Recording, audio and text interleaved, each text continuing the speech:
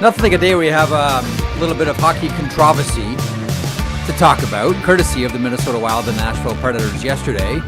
Just when you started to feel good about Steven Stamkos and maybe the Nashville Predators can squeak out a win here, a controversial goal tucks it away for the Minnesota Wild.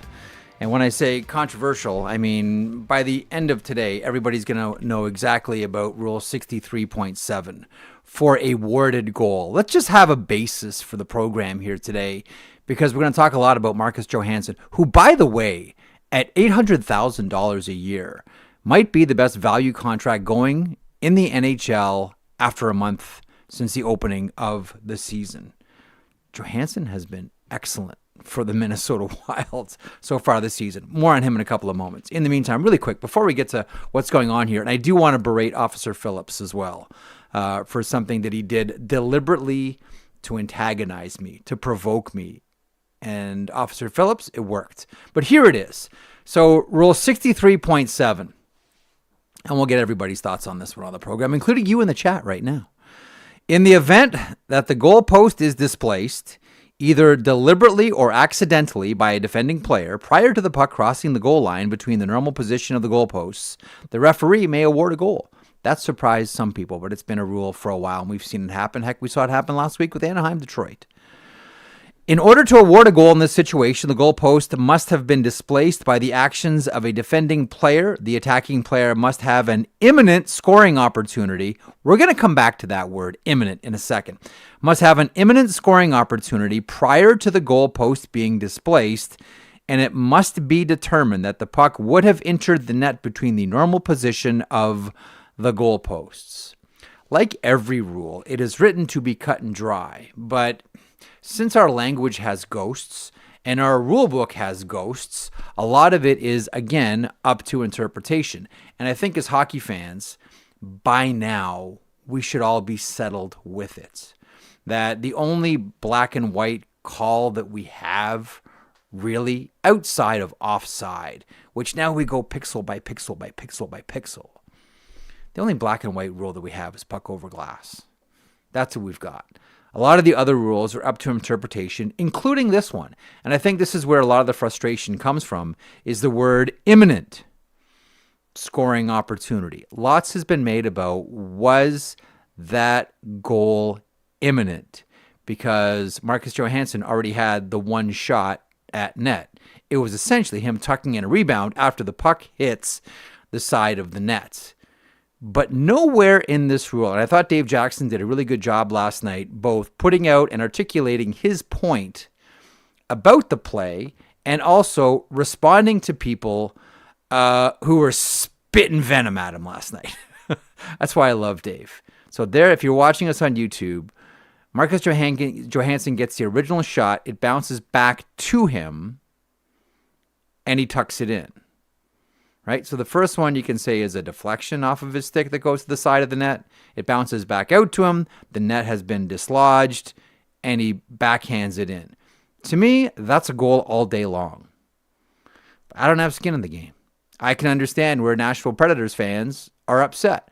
I can understand where Preds fans look at that and say, how could you score a goal when the puck doesn't go in the net? I get it. But it is true. That is an accurate, in my mind, an accurate representation and interpretation of Rule 63.7. I know that everybody doesn't necessarily agree with me, and that's fine. And if you want to change how the rule is written, that's fine too. But as it's written right now, the attacking player must have an imminent scoring opportunity prior to the goalpost being displaced. Nowhere in there does it say you only get one shot. Nowhere in there does it say that Johansson, after he took that first shot or deflected the pass from Kaprizov, that the play was dead at that moment. Nowhere in there does it say that. I'm happy to entertain the idea of changing the language of the rule, but as it is written right now, I think that is a good interpretation of imminent scoring opportunity. Lots more on this in a couple of moments here on the sheet. In the meantime, coming up on the program today, the Blueprint is, as always, powered by FanDuel. Download the app today and play your game.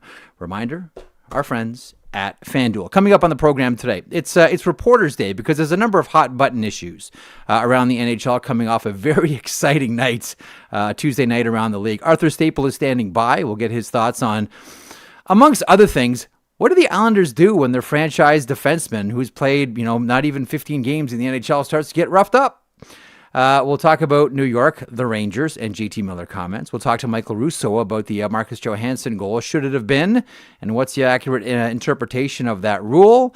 I'm going to take a whack at the Zach Phillips pinata over the phrase good goal. You've heard me do this before. And Arpon Basu will talk to us about the Montreal Canadiens. A thriller yesterday that the Habs ended up losing. But nonetheless, a pretty exciting game yesterday for everybody except both coaches. In the meantime, Arthur Staple joins me right now. It's an intriguing time around New York, both with the Rangers, the New Jersey Devils are on top of the division. Arthur, they've been playing some great hockey. But I want to start by talking about the New York Islanders. And first of all, it's great to see you again. Thanks so much for stopping by, as always. Good to be here. Thank you. The pleasure is all mine, and soon our viewers and listeners. When I ask this question, and maybe I'm just being reactionary, perhaps. But, we've seen the Islanders skate with Matt Martin in the lineup for a lot of years, and things like this were always dealt with. Is it time the Islanders, after what we saw with Nikita Zadorov going after Matthew Schaefer last night? Now, I will credit the Islanders on one thing. They reacted like Tampa or Florida does. Anyone touches one of their guys, they all attack. There was, I think back to that Buffalo Sabres game last year, when Tage Thompson got run over by Stefan Nason and everybody started looking for loose change on the ice and no one did anything. That was the opposite here. Islanders players right away, Anders Lee ended up getting a roughing call on it as well, but everybody goes right at Zadorov. So credit to the Islanders. But this will fuel the conversation, as you know, Arthur. Do the Islanders need more toughness in their lineup to protect their young superstar? I think the irony is that this is the first year, probably in about 20 years, they don't have a guy in their lineup that could protect him, whether it was Matt Martin, Cal Clutterbuck. They had Ross Johnston for a long time. They had multiples of these guys for years. And really, a lot of the impetus the first time around was when John Tavares was here, their last number one overall pick. A guy who, much like Matthew Schaefer, can handle himself in a scrum, but not what you want to see. So, I think that reaction last night, and a couple others that have happened. There was one at the end of the game against the Red Wings a couple of weeks ago where Mason Appleton took a little run at Schaefer. Kyle McLean, I think everybody almost spilled into the Detroit bench at the final horn because they were rushing over once they saw what was happening. So yeah, I think I'm of two minds of this. Yes, you'd love to have somebody, but if you have somebody that's playing 7 shifts a night as an enforcer and not really making your team better. Yeah. And you have to make sure that he's on the ice when Schaefer's on the ice and Schaefer plays 20 to 25 minutes a night. You're not going to be able to deter anybody because this isn't guys going up. This isn't Ty Domi going to, take a run at the other team's best player. This is just any old guy on the opposing team wanting to slow this kid down because he's so good. Mm-hmm. So it's not a 1-for-1 where the enforcer can stand in front of him and say, hey, back off, because you're just not going to, that just doesn't exist in the league these days. So I think the reaction that you saw last night, you mentioned Anders Lee, to me, seeing Anthony Duclair be the first guy in and jump on Zadorov's back, a guy who's not known for that sort of stuff, but I think Anthony Duclair, like everybody else in this team, no matter what role they play, understands you don't touch Matthew Schaefer. And I think, like you said, if that becomes the mantra around the team, in addition to trying to play some good hockey, I don't think they need anybody. I don't think this is a situation where you got to start a line brawl because somebody gives the kid a shot. Mm-hmm. He's also shown that he can give shots back. I think he's starting to handle himself, and he's not a small guy or anything, but like you said, you don't really want to see that. But I don't think they need an extra guy, someone whose job is just to keep the flies off him, because I don't know that would work the way that they're constituted.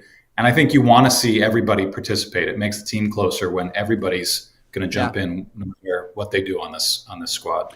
It kind of has become, in a lot of ways, this sort of ultimate luxury item. And, once upon a time, like every team had 3 or 4 of these guys that could jump over the boards at any given opportunity. And the Islanders, historically, whether it's like Gary Howitt and Bob Nystrom, Clark Gillies. Like, you look at those dynasty teams, like they had an accent on toughness too, to go along with the skill.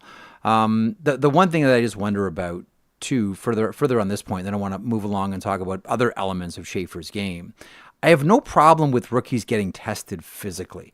Everybody went through this, right? Crosby went through this, and Crosby got a reputation coming out of it. And he's mentioned to me and other people elsewhere that one of the things that he regrets from early in his career was how hard he was at officials, right? Like, it was always, Crosby's whining about penalties, getting chopped. Like, this is kind of a thing that's always happened in the NHL. Okay, superstar, Pronger went through this in Hartford. Like, everybody has gone through this. So I don't mind any rookie getting tested physically, because intimidation, physical and mental, is still very much a part of hockey. And you want to see if you can essentially break a player, not physically, but if you can, to your point, Arthur, slow him down. And it's always better if you find that internally and you find that, to your point, as a group, because it does bring you closer together. My only concern is, are they already tough enough to do this? Like, Tampa plays nasty. Like, the two examples that I raised, those two teams, Tampa's a sneaky, dirty team. And maybe not so sneaky. Florida is a very not so sneaky, dirty team, right? But their accent is on, we win cups and we're a skilled team. The question that I wonder about, because I agree with you, is, are the Islanders tough enough to do what Tampa does and what Florida does? I think... No, I think is the answer. And I think the main reason is that the sneaky, dirty guys on those two teams are their best players. I think if you took a poll of players in the NHL, who's the sneaky, dirtiest superstar, I think Nikita Kucherov is going to win that hands down.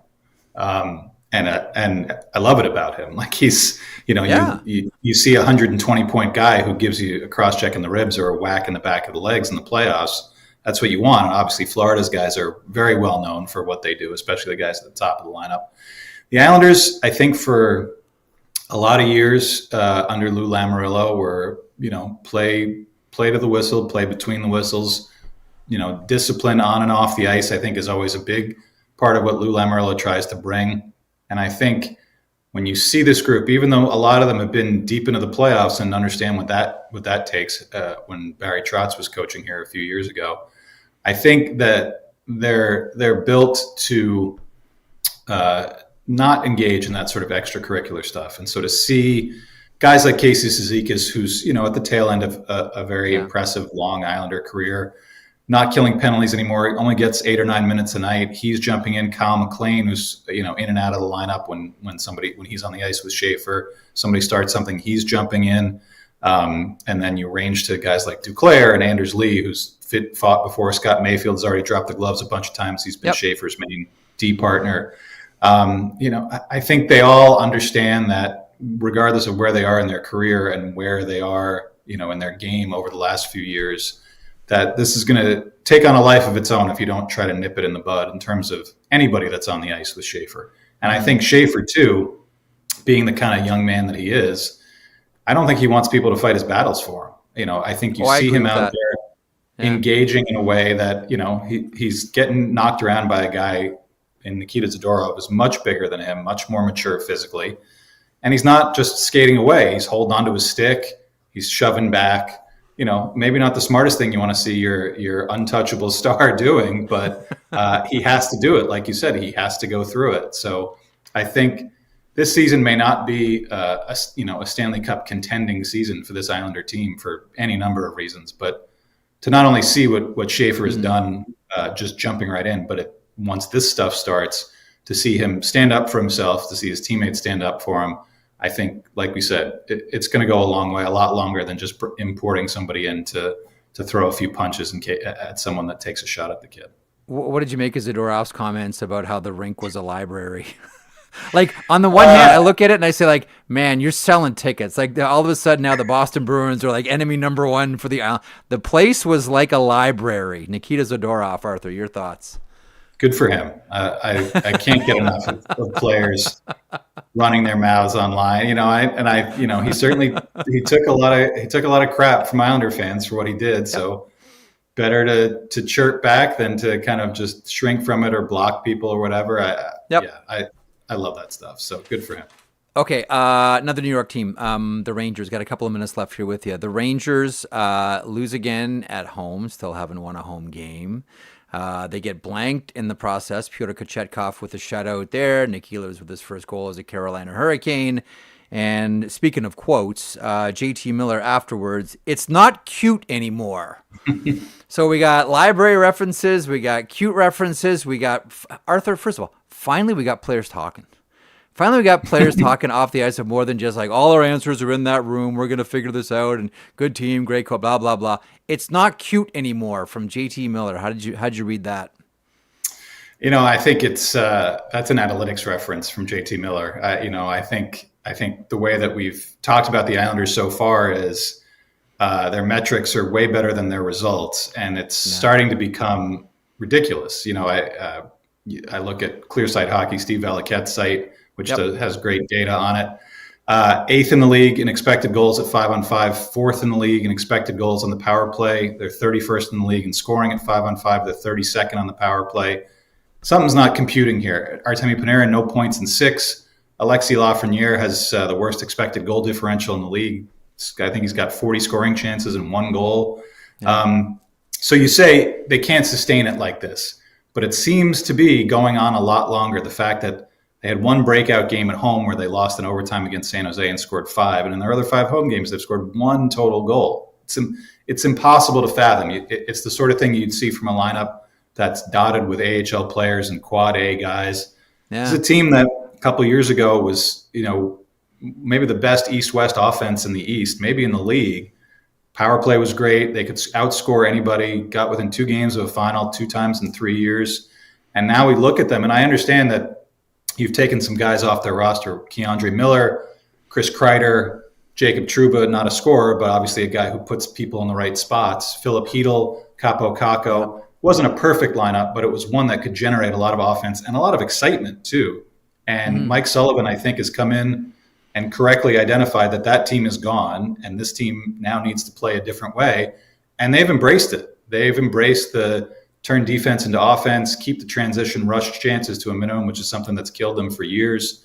Play harder in front of Igor Shesterkin. Don't make him make 10 grade A chance saves a game.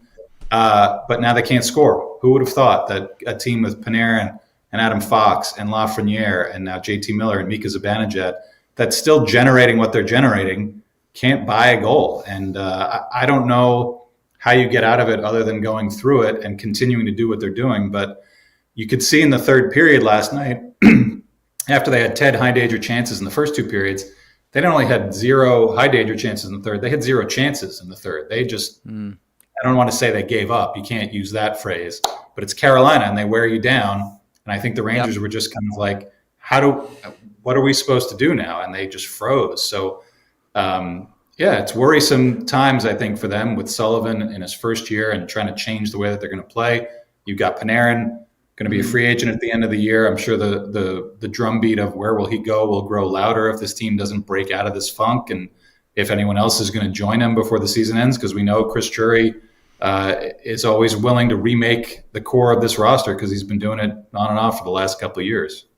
To your point about analytics, we'll finish on this one, Arthur. I remember talking to one general manager who has a very strong background in analytics, and his team was going through a long slump, and we're having this conversation about, I was bringing up all the underlying numbers and how it's not sustainable. You're going to turn it around and blah, blah, blah, blah, blah. And he said, stop. You know what happens eventually? I said, what's that? He said, life starts and you have to actually play the game.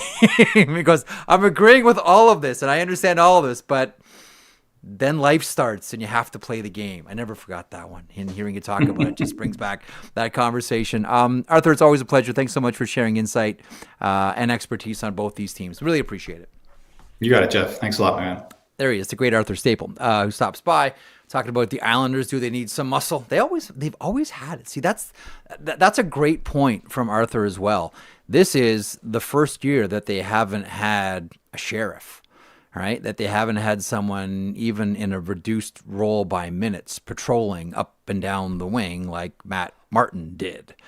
Okay, to the to the headline story of the day, and I guess you can say it's the headline controversy of the day. The Marcus Johansson goal last night that gave the Minnesota Wild the overtime win against the Nashville Predators after Steven Stamkos, Mike Russo of The Athletic, warmed everybody's hearts with a vintage Steven Stamkos slap shot with under a second to go, only to be ruined by rule number, let me grab it here, 6.3.7. And we went over the. First of all, Mike, thanks for joining us today. I know you're in Minnesota for the women's hockey rivalry series. Cleveland, actually, Cleveland, Ohio. Oh, is it Cleveland? I apologize, Cleveland. Yep. I apologize. Yep. I thought it was. So here's my question. First of all, goal or no goal for you? I think it's a goal. I mean, I think it's absolutely a goal. To me, whether again accidentally or deliberately, I happen to think deliberately knocked the net off the moorings. I think he sees Kaprizov coming. He had done it earlier in the game on a Wild power play. Sees Kaprizov coming, is about to one-time the puck, and I think that he intentionally knocked the net off the moorings. I think the debate that everybody's having is the fact that Marcus missed the first shot.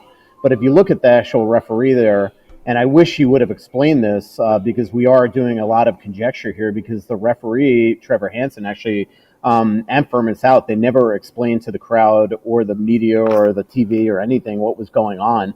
I think that he doesn't call anything on the first attempt, and then he does on the second attempt. And I think in his mind, with Marcus all alone in front of the net, with no defender even close to the vicinity, I think that he considered it still an imminent opportunity to score there, and if the net was on. And so there's the one thing about the rule book is there's nothing in there that says that all of a sudden continuation stops or the play has to be blown dead on the one. It just talks about an imminent scoring chance. And so I get why a lot of people are debating this today, but to me, I think the right call was made there.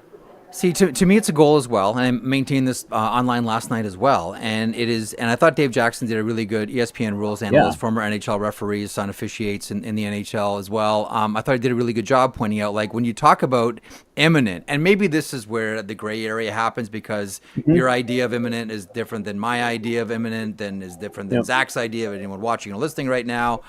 Nowhere in there does it say that it's only one chance. Now, historically, it's always been called with one chance, and I'm happy to reopen the rule book and rewrite rule number 63.7, but it doesn't say it. It doesn't say that it can only be one shot.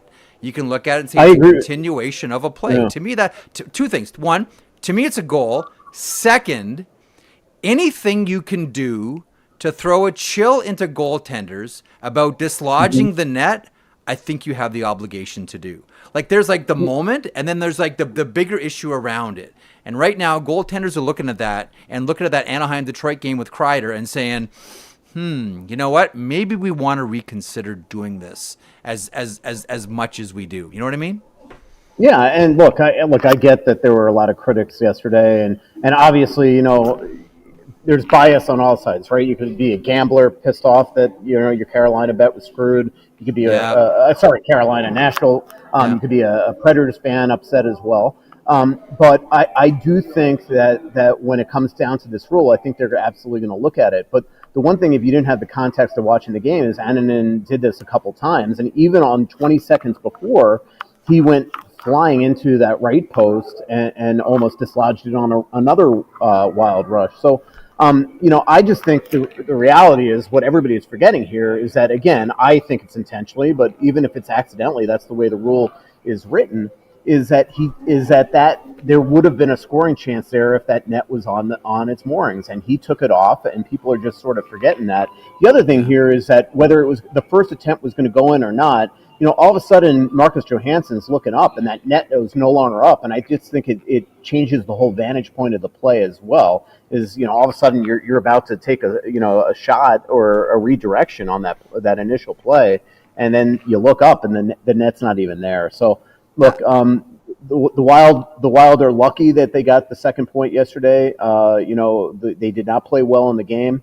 Nashville probably deserved better the way they played in regulation. Stamkos came up with a huge goal at the end to at least get them a point. But I do think that the right thing was made on this play, and I will be interested how hockey operations at the NHL looks at it as well, and if this is something that GMs talk about. They will at the upcoming GMs meetings. Hang on. You winked at something there that's really interesting too, and that is the visual and the optics, because it looks like if I said to you and you didn't watch the game, I said, "Hey, Marcus Johansson scored a goal last night in overtime, but the puck never went in the net," you would say, "What? How do you score a goal when the puck if the net was only slightly dislodged and the puck still went in? Would people, do you think, again, this is interpreted, would people be as up in arms about it as if it instead, which was what it did, swung on the right post, so it essentially vanished from its normal position?" You know what I mean? Optically, you look at it and you say, what do we do with that? But it's no different than if it was only slightly dislodged. I totally agree with you. And the one thing I'll say, and look, everybody I know is ripping on the refs today, and I would have loved after the play for them to do a little more explanation. They never, even when it was a good goal. I know you don't like good goal, by the way. Thank you. Even when it was a goal at the end, he just pointed right to the Preds and then went over and he did explain it to Andrew Burnett, but he never to the fans. But the one thing I will say is that Trevor Hansen was following that entire play and seemed to, in his own head, know the rule the entire time, because he again on the first attempt doesn't really point. It was on the second one where he does goals. So I think he was anticipating that this play was still not over and that it was an imminent scoring chance, and always felt like if that thing was going to go between where he thought the net would have been originally, that it was going to be a goal in that, an awarded goal in that sample. So it was an odd play. I've covered some odd. I wrote about it on Twitter today. I covered in 2006, Jason Chimera cross-checked Wes Walz into the net. And remember, the old adage is you have to see the puck over the goal line. Yep. Well, the puck went up Wes Walz's pants and only came out rolled out of his pants when he was well outside the crease after the goal. And the league called it a good goal, even though they never saw the puck in the net, but they used logic. They used logic there. So I've covered some weird ones, and last night was as weird as it gets. And the coincidence of this is that just 3 nights earlier, in John Gibson against his old team, Kreider had one awarded as well. One of the things too that this sort of, we want to take the conversation a step further, because I really do like your point about communicating to the fans that have the nerve to pay money for tickets to see this thing, so they can leave the building understanding what happened. I love that ESPN uses Dave Jackson. I remember when I was at CBC a million years ago, we had Dan Marawelli. I love that the in-house referee who's there to say, okay, here's why they're calling it this way. I know you've had this conversation before. We all have. We've all wondered about it. The NHL and the officials as well have always, tamped down on this. But the idea of making the microphones hot and the conversation hot between the officials on these calls and the officials to the war room as well, just to see how that sausage gets made and the decisions, because hockey is not, again, like I was saying, outside of puck over glass, we're dealing with interpretations on rules. So in order for, and I know it would fuel controversy, but still, in order for fans to further understand the game, and so they don't have to leave the building confused, I'm in support of it. But again, I'm not an official and I don't work at the league.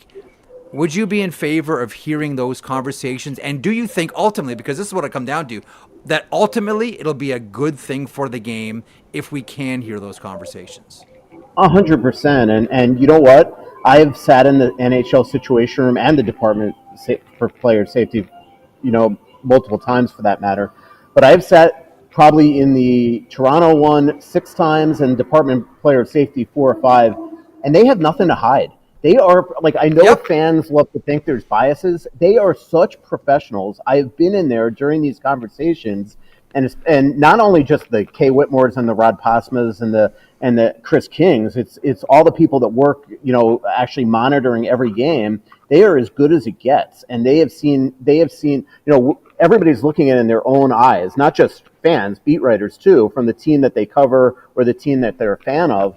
And these guys see hundreds and hundreds of goals and no goals all year long, and they have it, pretty much stored, cataloged, not only in their computer but in their heads. So I don't think they have anything to run. And the other thing that I think that fans would love to hear is that from the referee or the linesman's standpoint, when they are talking to them, they are so professional, just the way that they talk. So I actually think it's a great idea. I think the league should be, transparency is never a bad thing. I was talking about this with my colleague Joe Smith last night. Like, two seats over from us, the radio guys, the play-by-play and the color analysts for the Wild, they have the system with all the analytics that show them everything that's going on in the game, from puck tracking to how shift times and things like that.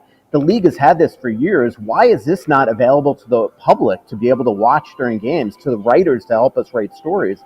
I mean, that is nothing to hide there either. So there's another thing. Like, to me, that should not be proprietary information for the NHL. That should be just something that's put out there, and fans would eat it up, absolutely love it. Could you imagine if you're watching a game on TV and you had this computer next to you that gave you shift times and speeds and all that stuff? That'd be amazing. And from a writer standpoint, it would just help our writing. So I totally am with you. I think it would be absolutely awesome for the Situation Room and the Department of Player Safety to be granted the ability to put that stuff on the air. Dave Jackson and whether it's Sportsnet, they're able to sort of listen in and help mold what they're able to say to understand rulings during games as well. And Dave's, by the way, is as good a pro as there is. He was a great referee, and I think he does. I agree with you that he does an excellent job on ESPN. The one thing that it's a sidebar on Dave, and this is what I really like, because it's one thing just to put out your statement about it, but then Dave stays online with hockey fans, and it's like back and forth. Like, I don't know other sports as well as hockey, not even close, but I'm pretty sure that there aren't officials out there in football, basketball, umpires in baseball that are online explaining to fans why these calls are made. And I follow it, and I know Dave, and I was watching last night online, and some guys are coming out and just spitting venom, and usually by the end everybody calms down. But he's just out there like an official online. It's like, no, this is why this is the correct call. Yeah. This is he kills him. Unlike me, he kills him with kindness. I just tell him to F off and say some, absolutely immature, unprofessional things on X. But he just sits there and all of a sudden, somebody could come after him with venom, and all of a sudden they're like best friends. So he all of a sudden like, Dave's kind of all right. Speaking of Marcus Johansson, $800,000. 6 goals, 6 assists, 12 points. Is he like the bargain contract early on this year in the NHL, or what? So far, I mean, 6-game point streak, and I put it on X today. He had his 6th goal last year in his 57th game, his 12th point last year in his 27th, and he already has 6 goals and 6 assists this year through 14. So he's playing great. Now, it will be interesting because Matt Zuccarello is imminently going to return, to use that word that's been the flavor of the day. And he is, I believe, Bill Guerin told me yesterday that he expected him to be on this road trip, probably not play in Carolina, but maybe on Long Island. And look, I mean, Kaprizov probably needs to be back with his bosom buddy on the same line. And so that's going to put Marcus on the second line. Now he's going to be on the second line with Matt Boldy and whether it's Marco Rossi or Joel Eriksson, that's still an excellent line. So the question is, how does that affect him? Because now it's going to drop Tarasenko, and it's actually going to just deepen the lineup up and get guys in proper position. So I think it's a great thing that Zuccarello is going to come back for the Wild, who have gotten off to a really poor start this year. But the question is, can Marcus keep up that output? And, if he's on the line with Eriksson and Boldy, we have seen them play together tremendously before. And we get to finally see more triangle goals out of him. He's wasn't the first, but he was the popularizer of the triangle goal, much to goaltenders' chagrins all over the NHL. Listen, I know you're busy. Thanks for parking some time for me today, Mike. Always appreciate it. And what is imminent on your schedule next? What are you doing now? Going to Buffalo for the second. So USA and Canada plays here tomorrow in Cleveland, and then we go to Buffalo, and then back on the Wild beat. And I'll be doing a lot of men's and women's hockey in Milan. So I'll be going to Edmonton Rivalry Series for 5 days in December too. So a lot of fun stuff. Do you have a feeling about the rink? Well, let's put it this way. I was in Milan for the NHL media tour in August, and there weren't even roads yet. I mean, it was a field. They didn't even break ground on the practice facility, so I'm a little worried. That game that the game that they're going to have to test that's in January. Remember, that was supposed to be in December, so they're already back. The only thing I will say is that this is a story in every Olympics about every new venue, and it always seems to get done. Sochi, right? Remember the Sochi? Remember how far behind the Sochi rink was? Yep. Yeah, the only one I don't remember that was Vancouver because there was a rink there at GM place. But hey, you know what? As long as they have the press box built with working Wi-Fi, I am perfectly fine if they're playing on mush. So I'm with you, and it's always a great experience. I mean, for everybody in the industry, like it's a box. NHL players will have like, okay, this trophy, Stanley Cup, Winter Classic, all these boxes to check. And for anyone that works in media, you got to have the Olympic experience. There is, as you know, like nothing like it in the world. Mike, thanks. This one's going to be amazing. This one's going to be fantastic. And what a beautiful place. Oh, man, it's gorgeous. Yeah. What a treat. Okay, Mike, you're released to your other duties. Thanks, as always, for stopping by, pal. Yeah, you see, I did this in front of an air hockey table purposely for you. So I was going to say, it looks like you're in a prison or something right now. Yeah, no, I'm in the lobby of this rink in Strongsville, Ohio, and Team Canada is right over there across the glass. So. Well, if you see Erin Ambrose, tell her all of us here from the sheet say hello, okay? Okay, thanks, we'll do.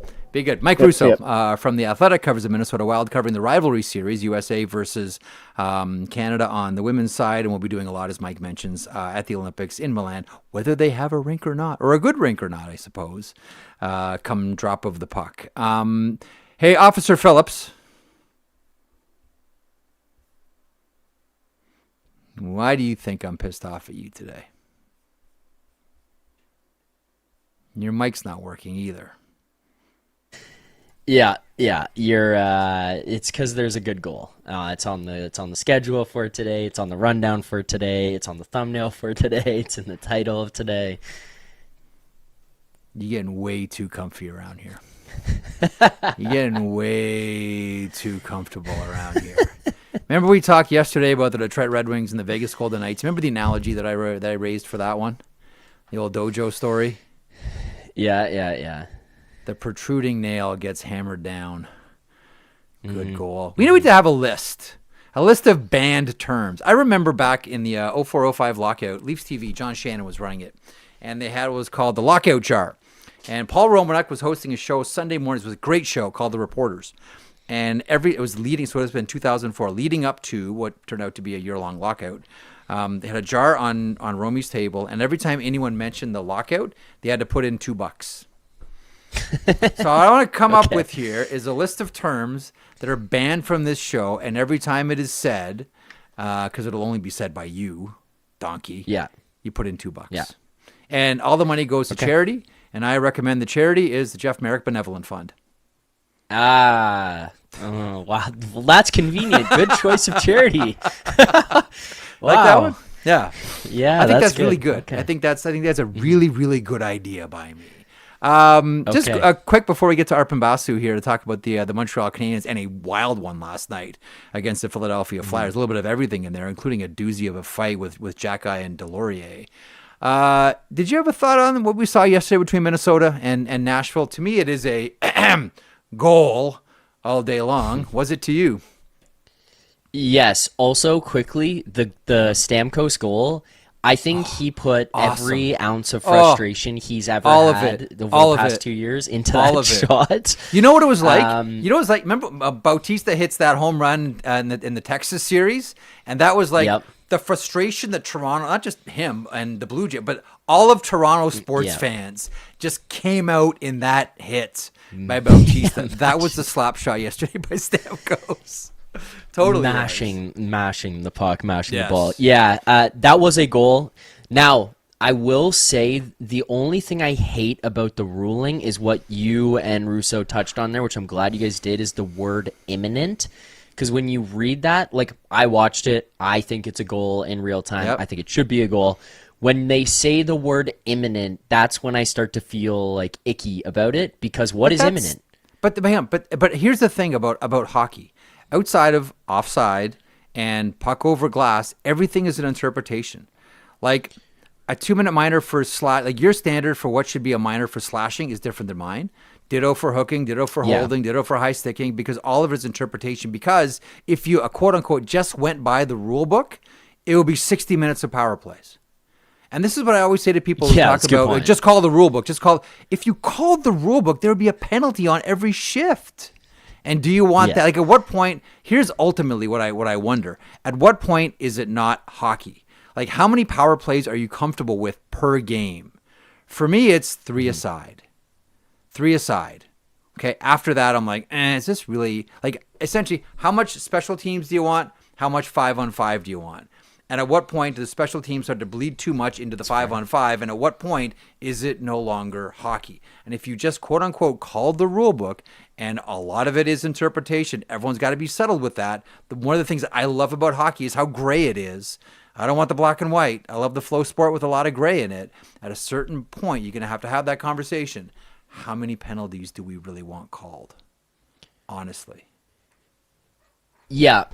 I'm with you there. I think that's fair, and I think the gray area of hockey is part of what makes it so amazing. But what I mean in that instance is imminent. The word imminent comes into play where people start to go and push back on the other side of that's not a good goal. It's not a goal because he shot it and it missed, right? And again, I'm with you. It's a goal. I am on that page, but shooting the puck and getting the rebound off of what was, by the way, somebody pointed out in the Morning Cup of Hockey chat, which I thought was funny, and Colby did not like it because he's like, it's hypothetical, which it is, but hypothetically, if the net doesn't get knocked off of its bearings, that missed shot probably doesn't bounce back to stick, right? Maybe. Yeah, which I thought was funny, but you can't deal with that. It's a hypothetical. But in the sense of imminent, it could be imminent if he grabs it and stick handles it from his forehand to his backhand and puts it in there. Right now, is it imminent because he got a rebound? I think that's where people on the other side are like, he missed. It's not imminent. But I'm with you. It's a goal. It's a goal. Back, and again, we can rewrite the rule. 63.7. There's nothing in there that just says one shot. Yep. Okay. For sure. This will not stop. By the way, this is this is bearing fruit. So this conversation is not going to stop. But I want to remind everybody, this segment is a presentation of Prime Monday Night Hockey. Prime Monday Night Hockey streams all national regular season Monday night NHL games on Prime Video in Canada and is available free to Prime members in Canada. Check out the link in our description for the Prime Monday Night Hockey schedule on Prime Video or go to primevideo.com/NHL. Also on Prime Video, Face Off Inside the NHL Season 2. Subscribe with a 30-day free trial to Prime Video to watch Monday Night Hockey and the new season of Face Off. Download the app or go to primevideo.com. Stream Monday Night Hockey exclusively on Prime Video and experience thrilling goals and dramatic plays from the NHL. Monday nights are hockey nights. Don't miss a moment of the action. As we are standing by for Arpon Basu from The Athletic, to talk about a really, I loved this game. Now, I know that Martin St. Louis didn't love this game. I'm sure there's plenty of elements of the game that Rick Tocchet didn't like either. But from someone who's just trying to enjoy themselves on a Tuesday night in the comfort of their couch watching a hockey game, that one had a little bit of everything and a lot of great play from one person in specific. And we're going to talk about that person and these two teams with Arpon Basu from The Athletic, who joins me now to talk about the Montreal Canadiens and the Philadelphia Flyers from last night. Arpon, I don't even know where to begin on last night. We could do St. Louis comments, Ivan Demidov, and like the great goal. I thought the pass was even better. I think there's only one other player in the NHL that makes that same play, and he plays in Tampa and is going to go to the Hockey Hall of Fame, and that's Nikita Kucherov. But where do you want to begin on last night? Was it the different Samuel Montembeaus that we saw? Whether maybe the Xhekaj Delorier fight? I don't know. I'll surrender the floor to you. What was your most important takeaway from a really exciting game last night? Well, I think you just crystallized what my challenge was last night because I was trying to come up with a story to write, and I had all these options, right? Yeah. I chose to focus on Montembeaus because he's had a really tough start to the season. Doug Armstrong was in the building last night, sitting on press row and scouts row. It's the first time I've seen him this season. You know, we've had Don Sweeney come by a few times. You know, I think Montreal is kind of part of his sphere of influence on the Team Canada management team for the Olympics. So listen, you have Travis Konechny there, you have Travis Sanheim there, Nick Suzuki, Noah Dobson. Frankly, if I'm Team Canada, I'm starting to wonder if Mike Matheson should be part of their conversation the way he's played this season. But, you know, Sam Montembeault getting the start was definitely a factor, I think, in Doug Armstrong being there. You know, he entered the game with an .839 save percentage. If you're Team Canada, you got to be wondering what's going on here. So then he gives up 3 goals on the first 6 shots. The Canadians fall down, you know, they're down 3-0. Then he stops the next 30 shots on goal and gives his team a chance to skill their way back into this game. And, you know, Marty, as you mentioned, called it the worst game of the season. I would agree with him.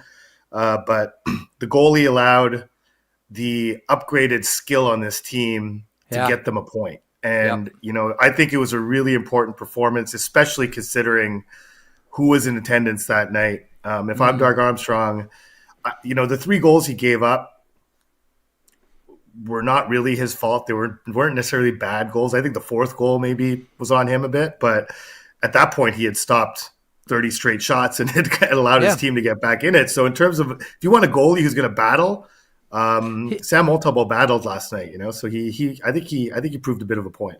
The big one for me was that save that he made on, I think it was Dvorak at the end of the second. Dvorak at the end of the second. The end of the second. I was like, whoa, like that's like, yeah. And now you mentioned, you know, Doug Armstrong is there. He's like, that's the moment where you're like, okay, a goalie just needs to sell out right at the end just to make that save, abandon system, structure, and just make a save. That was a moment where we went like, yeah, you know what? That's a big money save, right? Because if that, and listen, Philadelphia won the game, so it's moot. But at the same time, it's a lot different if Dvorak scores there, then all the momentum going into the third is all Philadelphia. You know what happens when a team scores the last minute of a period. But Montembeault shuts the door. And that was with 10 seconds left in the period. Amazing. And so if you want an encapsulation of what it's like to 10 goal in Montreal, you know, 15 minutes into the first period, the Flyers were up 3-0. Noah Cates throws a puck on goal from just inside the red line, 92 feet, according to the official play-by-play. And not everyone, but an audible number of fans start applauding Sam Montembeault for making the save. And he heard it. He heard it. He did not deny that he heard it. Hey, Arpin. He should have raised his arms Patrick Waugh style against the tree. That's what I'm saying. This is the Montreal experience, right? This is the Montreal experience. But by the third period, when he makes a backdoor save on Travis Konecny, makes a one-timer from the slot by Garnet Hathaway, a breakaway by Owen Tippett, the save on Dvorak you mentioned, they're chanting his name in the third period. So in one night, you had the full gamut of the experience of being the starting goaltender for the Montreal Canadiens, just encapsulated in one night. But it's been a tough start for Sam. I think that was a big, moment for him. Although he's not starting tomorrow night in New Jersey, that's going to be Jakub Dobeš, who's been the story goaltending wise in Montreal. Yeah. But I thought last night was a really important night for Sam. If we have some time, I do want to talk about Dobeš, but I can't let this conversation go any further than what we saw from Demidov yesterday. The goal was gorgeous, but to me and all night long he was just dancing. And I understand the comparisons, in Montreal with Kovalev, but as you know, with Kovalev, it'd be like every third or fourth game he'd be inspired. But when he was inspired, there was no one better. Like there was no one better in the league than Alex Kovalev when he wanted to play. The problem was he didn't always want to play. But when he did, you got Gretzky saying he's the best player in the game. Demidov was outstanding last night, and that pass to Suzuki, as I mentioned, there's only one other player that I can think of that makes that thinks that play, because everybody takes that shot. Everybody will take that shot, but that pass is one of the best things I've seen all season long. The pass to Suzuki, and he's barely started his NHL career, and already we're seeing that. I don't have a question for you. I just want to say the name and see where it goes, because you're there every single day. When you hear the name Demidov right now, what do you think? Well, it's funny you mentioned Kovalev. The one thing about Kovalev, I'm old enough to have covered him on the Canadiens, and the similarity with Demidov is, there's a handful of players who are appointment viewing at practice.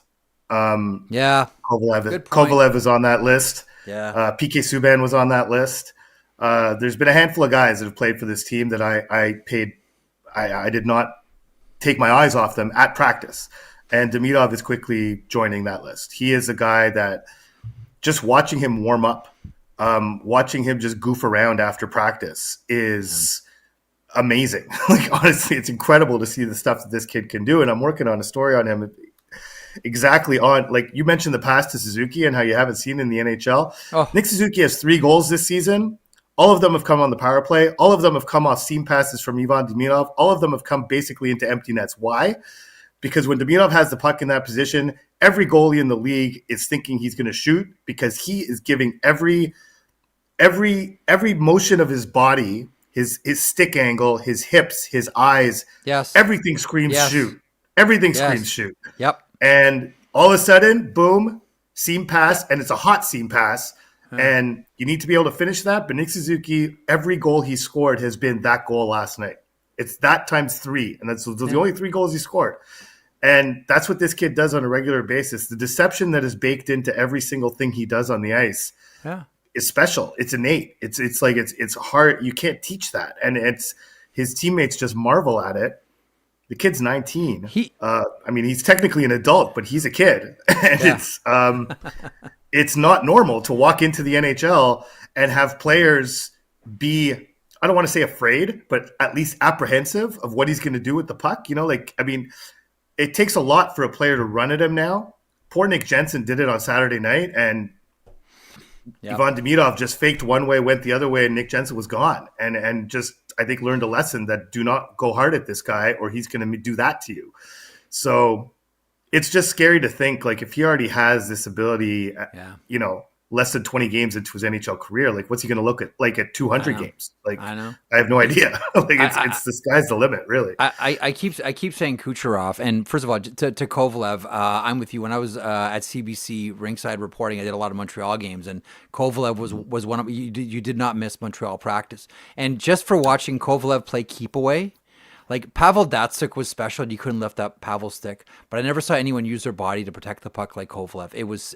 I remember watching him and Josh Georges just go at it, play keep away, and like. Well, plus he was huge, and he was a monster. Like he was a massive man, big ass, right? Like we always think Yager. Right. I mean, no, man, Kovalev. Like Kovalev was it. But the thing, I keep bringing up Kucherov, but they are different players in one very profound way. First of all, they're both magicians, mastered at the art of deception and trickery, and look this way while I do something over here with this hand.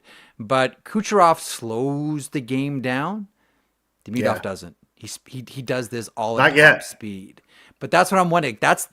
Once he masters that, because I remember watching Kucherov come in from the queue, and it was the same thing like any new kid, fast. And it wasn't until he got comfortable, started slowing things down, all of a sudden it's like, now you start to see the genius. And that's the next thing for him, right? Well, the commonality there is who was Kucherov exposed to as a very young player? Martin St. Louis. Yeah, Tampa. And if there's one guy who's going to take this skill set that he's got in Ivan Demidov and teach him how to control the pace of a game and how to exploit it to your advantage, it's Martin St. Louis. The one thing he likes to say, but more than anything, is control your speed. It's great that you're fast.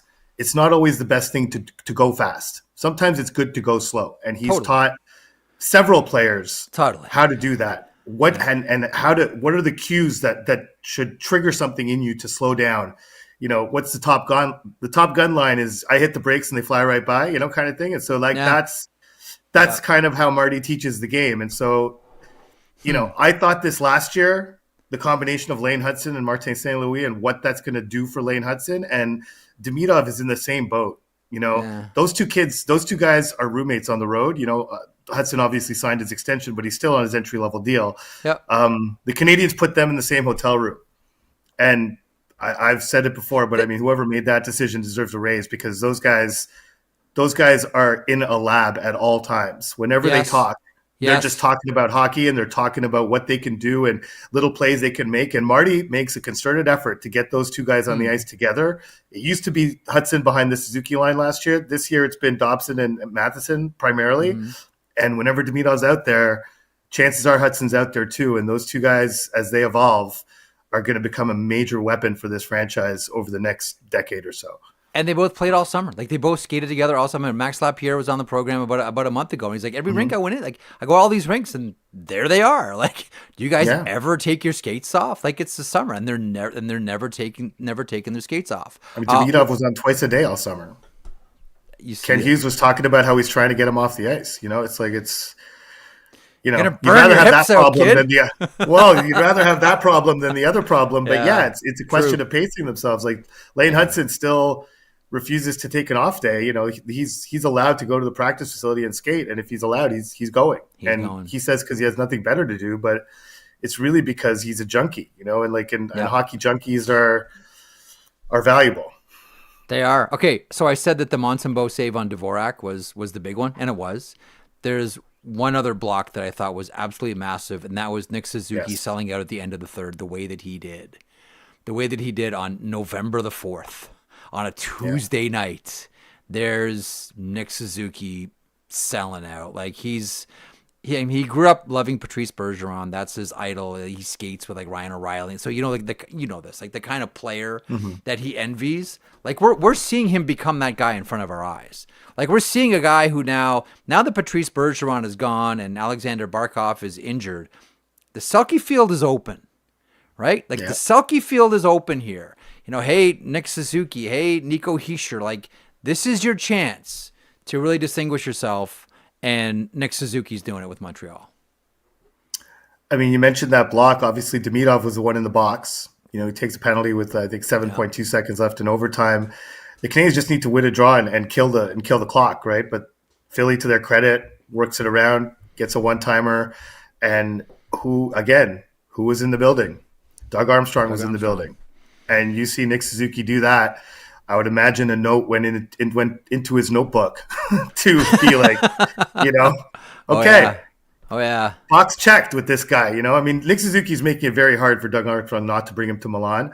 And he was doing so before blocking that shot, but that only helps. But that is Nick Suzuki. It's not the first time he's done that this season. You know, he is really the heartbeat of that team. Everyone on the team looks to him. But you mentioned the Selke. You know, the one thing that's I guess somewhat unique about the Selke, I always compare it to sort of players trying to make the Baseball Hall of Fame, how you need to sort of gather momentum year after year, get your name out there so that voters are looking for you. And it's reputation. It's very much a reputation-based award. And so I'd be somewhat surprised if he won it this year, but I would not be the least bit surprised if he was a finalist. So once you become a finalist, then you start to get down the road where you become you're in the Selke club, and you can live there for a while. And the way he plays, I mean, his line with Suzuki, with Slafkovsky and Caulfield, by most metrics, is one of, if not the best forward line in the NHL right now, and has been for a while, like the last season too. So, you know, Suzuki since the end of the Four Nations break, I haven't checked the numbers today, but I checked them yesterday, and he was the NHL's leading scorer since the return from Four Nations last season. You know, it's hard not to bring that guy to the Olympics, if you ask me. But when I did my mock list in the summer, Suzuki was on it. I don't think I'm in the minority either. I don't think I'm in the minority. I think Team Canada, like, you know what? And I credit him because back-to-back years, you know, he got engaged, he got married, he got engaged the summer before, he got married this summer. Both times he decided not to go to the World Championships. And obviously that puts a lot of pressure on yourself to show up this season and perform, because you're not helping yourself when you say no to Hockey Canada 2 years in a row when you're available. And so they got to stop. They got to stop that. They got. I agree. They got to. I think they do. It killed. They totally do. It's killed them at the World Juniors, and don't let it destroy you at like the Worlds or the Olympics. Right. You mean the NCAA thing at the World Juniors? Yes. Well, we'll listen. We'll see. That has happened historically. Absolutely. Well, I'm talking about more like, and the one player I'm sort of dancing around, I'll just say it was Michael Misa. Right. He like that was. I have a hard time believing that was not a factor. Well, especially with how it played out. Especially with how it played out, and they couldn't get a goal last year. We can't get a goal. Michael Misa going like over here, and you know, it'd be the Phil Kessel tweet from Michael Misa. You know. That's right. Yeah. Perfect place to end. You're the best. Arpon, thanks so much. I really need that in my day. Thanks, pal. You're the best. Great to have you on the beat from Montreal. Thanks for stopping by today. All right. Thanks, Jeff. Have a good one. Tweet. That's good. Oh, I forgot about that one. Good for Arpon. Oh, man, that made my day. Wow, it's amazing. Hey, Zach, one tiny little comment. how it can just make your day, because I'd forgotten all about that Phil Kessel tweet. But nonetheless, yeah, I should be doing something today. I can't put my mind. Anyhow, did you watch much of that Montreal-Philly game last night? Philly? Yeah, yes, I did. The fight also was something We didn't else. even mention that. No, we didn't. Do you want to The show it, Jack-Eye or are we Delorier more fight? are we Yeah, more sure. grown up, or do you want to show it and we'll just sort of talk over it here, because people listening on a podcast Let's aren't talk gonna over it. know what we're talking about. But I'm sure, like, if you're listening or watching this show, you already have probably seen this thing.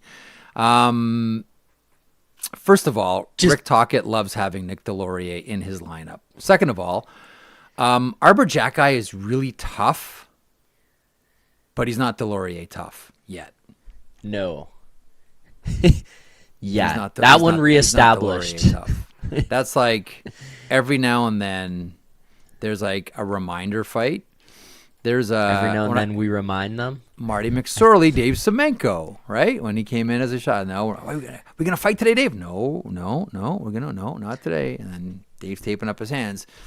Marty, tonight we remind them. And that was Yeah, I love Nick that song. I always Delorier remember that. reminding everybody that him and Marty were still the kings of the jungle. Yeah, again, that I know San Luis hated the game. I get, like, his team. What did Montreal have? Montreal only had 10 shots after 2 periods. Mm-hmm. Like, we're going into the third period in that game, and the shots are 29-10 Philadelphia. Yep. But you know, second period, what happened to Montreal in the first, Montreal did to Philadelphia in the second. All right. Anyway, anything that we left off, anything that we left that we probably should have talked about today as we wrap up the last couple of moments. I'm glad we got the Zadorov stuff in with Arthur Staple, and just the line, "The place was a library," commenting on the UBS. Like, I'm sorry, I thought man. Like, so it's funny. so good. Like, Also, players. did you see they asked him about it after, and he said, "I looked at my penalty minutes last year, and I didn't have enough. I need more this year." Like, I how remember. can you be mad about that? I remember when I covered the Memorial Cup when it was in London. And that's with all like the 2005s, like Max Domi and Bo Horvat, Nikita Zadorov as well. I remember the first time we went to the London room to talk to the kids, and Zadorov really didn't want to talk about hockey. He wanted to talk about the new Gucci shoes that he bought. So, I'm like, okay, it's kind of annoying, but like, and I don't know if this kid's gonna make it in the NHL, but I kind of hope that he does, because if you have that kind of confidence, you know, in as a 18, 19-year-old, the room full of reporters, you're like, yeah, we could talk about the power play, but why don't we just talk about my shoes right now? I just went and bought these shoes. You want to hear about my shoes? yeah. Awesome. He Guy is, was awesome. and I say this in like the best way possible. He is a hockey like mutant. Like, he is a mutant. Yeah, He's a the hockey personality, his Yeah. build, like just everything about him was built for this game. He's this massive guy. He's a good player. Like, he's just physical, mean, scars across his face.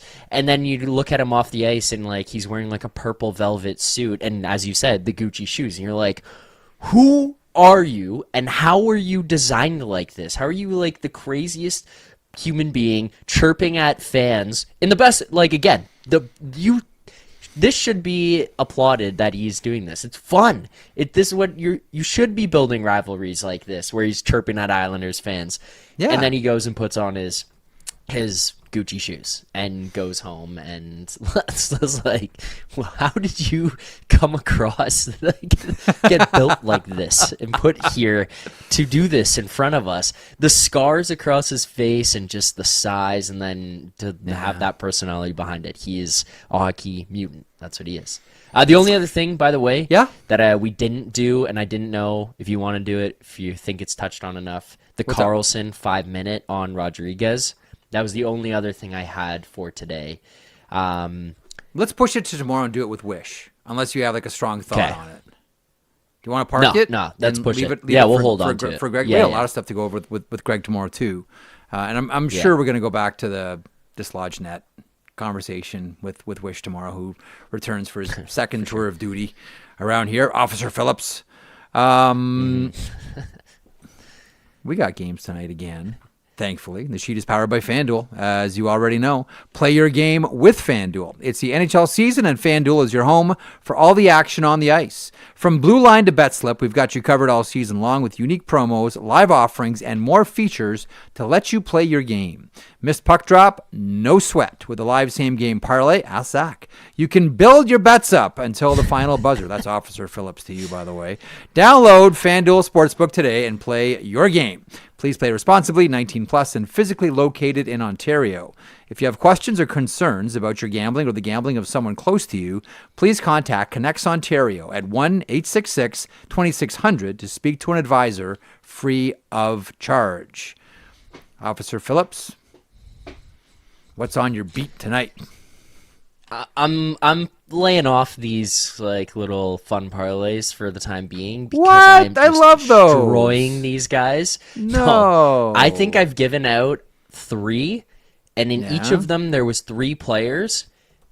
I don't think one of those guys has scored, like 0 for 9. So if any of those guys have any idea that this is going on, if they see their name pop up in these parlays, they're cursing me at this point for throwing them in there.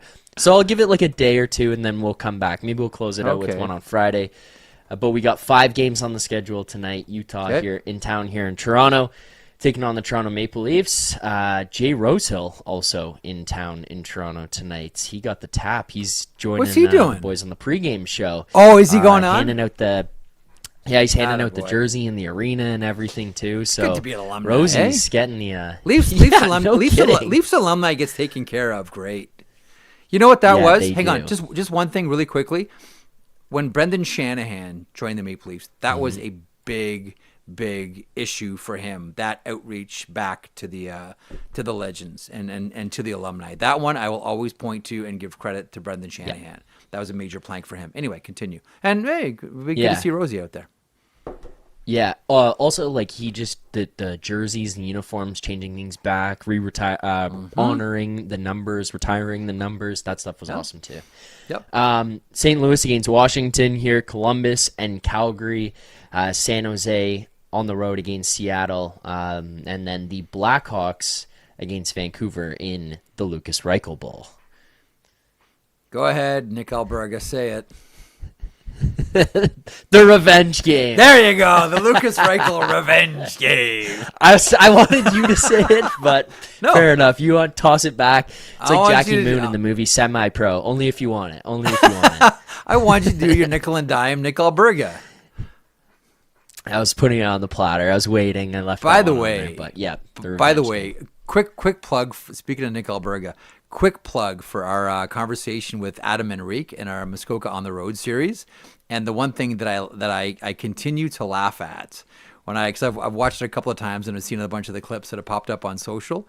Do you know why I think about Nick Alberga when I watch clips of the Adam Enrique interview? Well, I have an idea, but I don't know if I want to out him with it. So I'll let you say it, and then we can confirm if it's the same thing. In the background, there's a hockey stick Yeah. that Yeah. Adam Enrique brought for Nick Alberga. Like, hey, Adam, what's that for? It's for Alberga.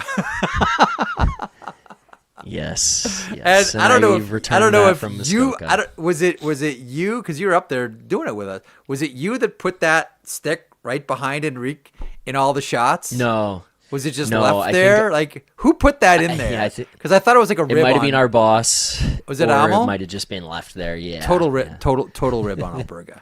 If that's true, Yeah. Alberga's Yeah. everywhere. But I brought it back for him. He did Yeah. collect it before his winter season started. So Okay, he's got a very new good. twig ready to go. Yeah, yeah. I mean, at the same time, I can't fully fault him because I also have buddies who every now and then I'll get some sticks from. This is like, you got extras, I might as well take them. So I get it.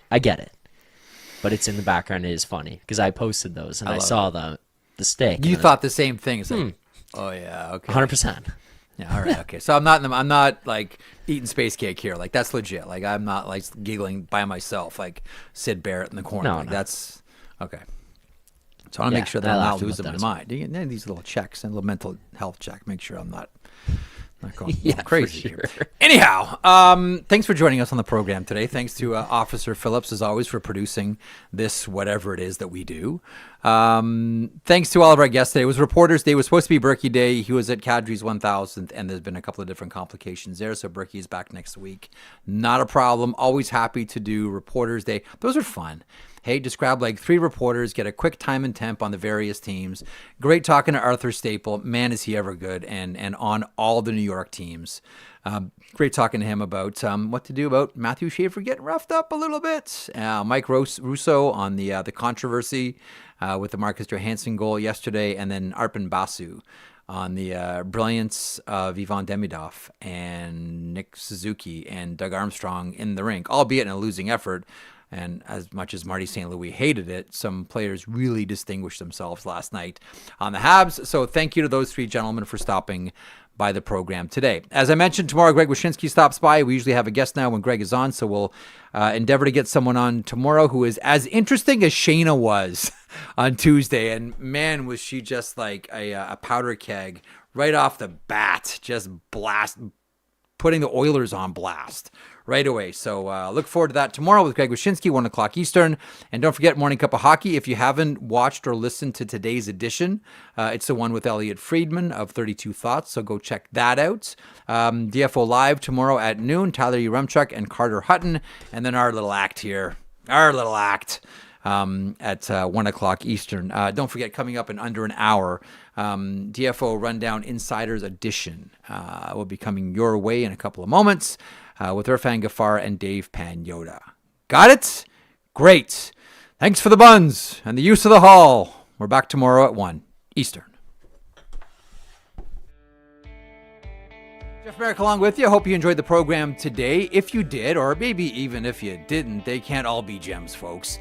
Please hit the subscribe button. Also a reminder, every morning, 9 a.m. Eastern, Johnny Lazarus, Colby Cohen, I call them the Impact Players. You might know them as a tandem that makes up the Morning Cup of Hockey. Also DFO Live at noon Eastern. This year, your host Tyler Yaremchuk alongside Carter Hutton.